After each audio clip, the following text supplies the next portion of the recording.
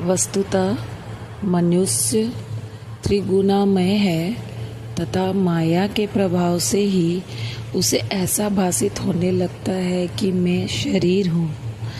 दैहिक बुद्धि के आवरण के कारण ही वो ऐसी धारणा बना लेता है कि मैं ही कर्ता और उपभोग करने वाला हूँ और इस प्रकार वो अपने को अनेक कष्टों में स्वयं फंसा लेता है। फिर उससे छुटकारे का कोई मार्ग नहीं सूझता। मुक्ति का एकमात्र उपाय है गुरु के श्री चरणों में अचल प्रेम और भक्ति। सबसे महान अभिनयकर्ता भगवान साईं ने भक्तों को पूर्ण आनंद पहुंचाकर उन्हें निज स्वरूप में परिवर्तित कर लिया है। उपर्युक्त कारणों से हम साईं बाबा को ईश्वर का ही अवतार मानते हैं, परंतु वे सदा यही कहा करते हैं कि मैं तो ईश्वर का दास हूँ। अवतार होते हुए भी मनुष्य को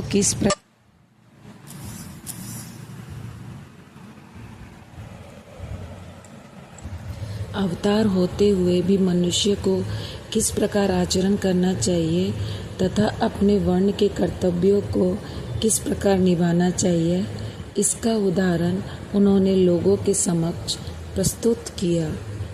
जो सब जड़ और चेतन पदार्थों में ईश्वर के दर्शन करता हो, उसको विनयशीलता ही उपयुक्त थी।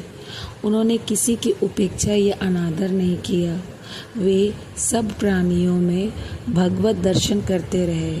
उन्होंने ये कभी नहीं कहा कि मैं अनल हक हूँ। वे सदा यही कहते थे कि मैं तो यादे हक हूँ। अल्लाह मालिक सदा उनके होठों पर था। हम अन्य संतों से परिचित नहीं हैं और न हमें यही ज्ञात है कि वे किस प्रकार आचरण किया करते थे अथवा उनकी दिनचर्या इत्यादि क्या है।